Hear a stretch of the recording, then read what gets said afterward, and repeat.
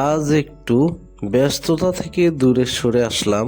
প্রাকৃতিক খুব কাছে আসতেই চলে এলাম সাজুমোল্লার ঘাট। এখানে এসে মনে হলো শান্তি আসলে অনেক দামি কোনো জিনিস নয়। কখনো কখনো একটু সুন্দর পরিবেশ আর নির্মল বাতাসই মনকে শান্ত করে দেওয়ার জন্য যথেষ্ট হয়।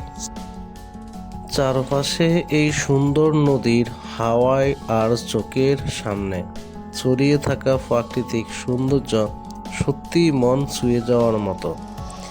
কিছু মুহূর্ত ক্যামেরা বন্দি করার যায়, কিন্তু সেই মুহূর্তে অনুভূতিটা ক্যামেরা পুরোপুরি ধরে রাখা যায় না। জীবনে যত ব্যস্ততাই থাকুক, মাঝে মাঝে নিজেকে একটু সময় দেওয়ার দরকার। কোথাও ঘুরতে যাওয়া মানে শুধু ছবি তোলা নয়, কিছু সুন্দর স্মৃতি তৈরি হয়। মনকে একটু বিশ্রাম দেওয়া আর প্রাকৃতিক কাছে কিছুটা সময় কাটানো। লক্ষ্মীপুরের সাজুমোল্লার ঘাট হয়তো আপনার কাছে শুধু একটা জায়গার নাম, কিন্তু এখানে এসে আপনি অনুভব করবেন প্রাকৃতিক সৌন্দর্য কতটা আপন হতে পারে।